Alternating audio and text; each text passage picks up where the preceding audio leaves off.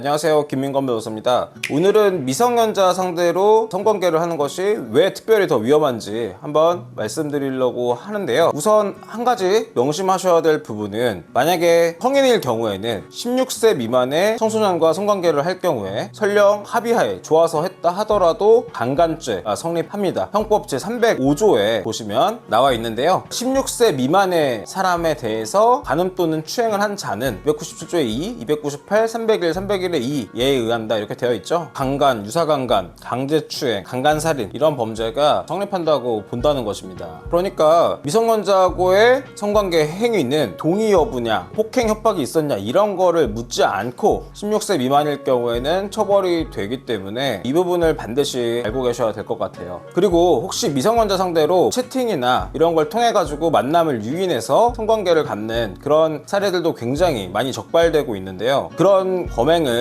혹시나 생각하고 계신 분이 영상을 보신다면 꼭 이 영상을 통해서 범행에 이르지 않으실 수 있기를 정말 간절히 원하는 바입니다. 미성년자 상대로 범죄를 저지르신 분들이 하시는 가장 큰 착각이 뭐냐면, 저 상대방은 미성년자이기 때문에 나를 신고하지 못할 것이다, 이렇게 생각을 많이 하십니다. 그러니까 내가 이성과 성관계를 했다는 사실을 부모님이 알게 되는 게 굉장히 두려울 것 아닙니까? 그렇기 때문에 설령 나하고 성관계를 가졌다고 하더라도 자기가 부모님한테 얘기를 못할 거니까 나를 신고하지 못하겠지, 이렇게 생각을 많이 한다는 거예요. 그런데 만약에 여러분이 채팅 앱 같은 데서 16세 미만의 여학생을 유인해서 성관계를 가졌다고 가정을 해보겠습니다. 이 사람이 나하고만 관계를 했을 리는 잘 없겠죠. 그러면 결국은 친구가 그런 일을 반복하다 보면 수상함을 감지한 부모가 그 핸드폰을 검사해 본다거나 아니면 그 학생이 사실대로 인정을 하는 경우들이 많이 있겠죠. 요즘은 이런 일을 알게 된 부모는 절대로 그냥 넘어가질 않습니다. 경찰서에 이제 핸드폰을 가지고 가게 되거든요. 그러면 이제 경찰서에서는 16세 미만 상대로 한 이런 성행위 같은 것들이 굉장히 중범죄에 해당하기 때문에 정말 신속하고 열심히 수사를 해주게 됩니다. 그리고 그 과정에서 채팅방에서 좀 음란한 사진을 만약에 찍어서 보낸 내역이라도 있으면 이거는 아동청소년 성착취물 제작으로 가서 징역 5년 이상이거든요. 그리고 신분위장 수사의 대상도 되기 때문에 경찰서 실적을 위해서라도 이러한 수사는 반드시 진행이 된다. 그리고 이런 수사는 고소장 받고 이런 수사가 아니다 보니까 여러분들이 어떤 사실로 내가 조사를 받고 있는지를 전혀 모르는 상태에서 어느 날 갑자기 내 직장이나 집으로 경찰들이 들이닥쳐서 내 핸드폰과 노트북, 외장하드 이런 것들을 싹 다 압수수색해서 검거해버리는 그런 식으로 사건이 진행이 되기 때문에 손쓸 수도 없이 당할 가능성이 높고, 그렇게 될 경우에 체포는 물론이고 구속까지 되는 경우가 정말 많다. 근데 이제 합의를 하려면 한 사건당 적어도 2천만 원, 많게는 1억 원 이렇게 드는데 합의금 마련하는 것도 쉽지도 않죠. 그러니까 굉장히 크리티컬한 상황에 처할 수가 있다, 이렇게 알고 계시면 좋을 것 같습니다. 마찬가지로 이렇게 채팅해서 사진을 받는다거나 이런 분들도 사실 한 번만 받는 분들은 잘 없거든요. 그러니까 그렇게 압수수색이 진행이 되고 나면 그동안 내가 채팅 통해서 미성년자들한테 받았던 많은 사진들, 이런 것들이 싹 다 검거가 되는 거기 때문에 처벌 수위가 굉장히 길어지겠죠. 징역 5년 이상에서 시작되는 건데 여러 건 발각됐다고 치면 징역 8년, 9년 이런 거 굉장히 우습거든요. 그리고 주형벌만 있는 것이 아니라 취업 제한 명령이라든지 신상정보 공개 명령이라든지 여러 가지 부수 처분까지도 따라오기 때문에 설령 한 명하고만 한 것이 발각되어서 1억 원 주고 합의했다, 집행유예 다행히 받았다, 이렇게 나온다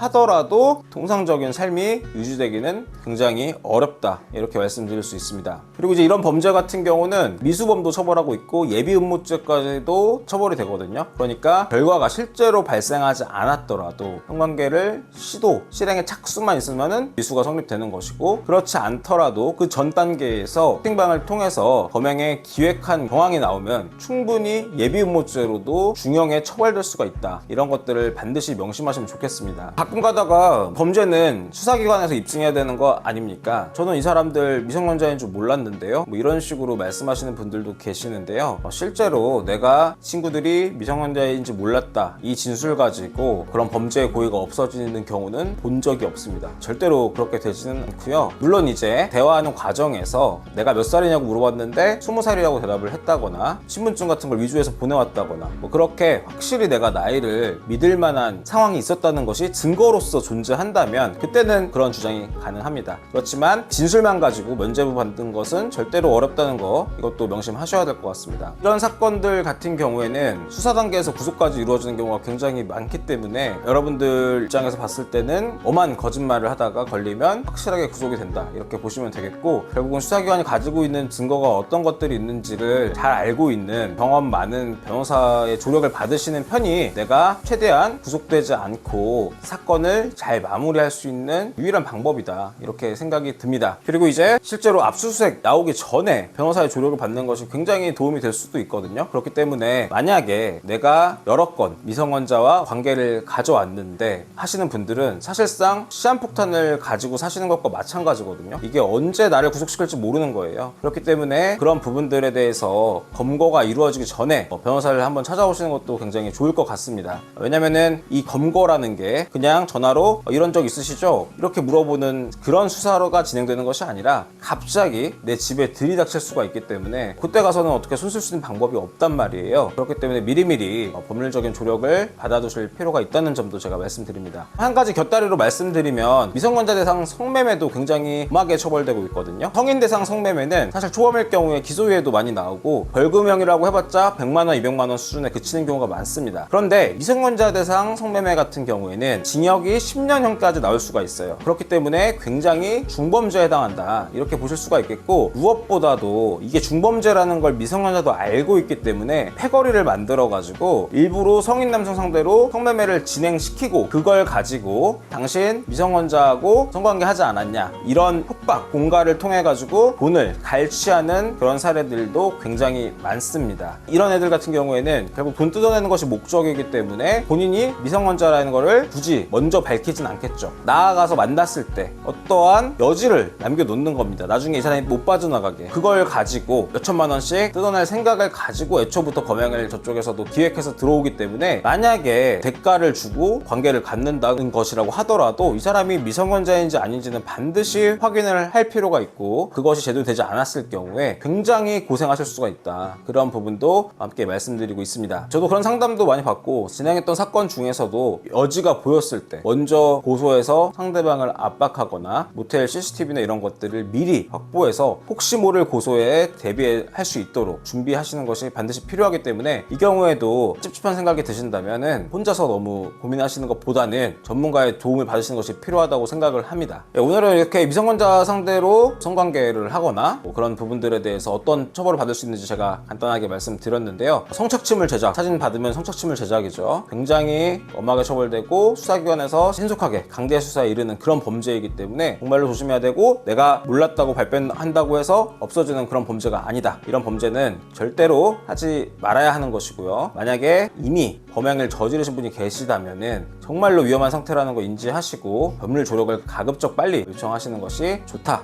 이렇게 말씀드리면서 오늘 영상 마치도록 하겠습니다. 시청해주셔서 감사합니다.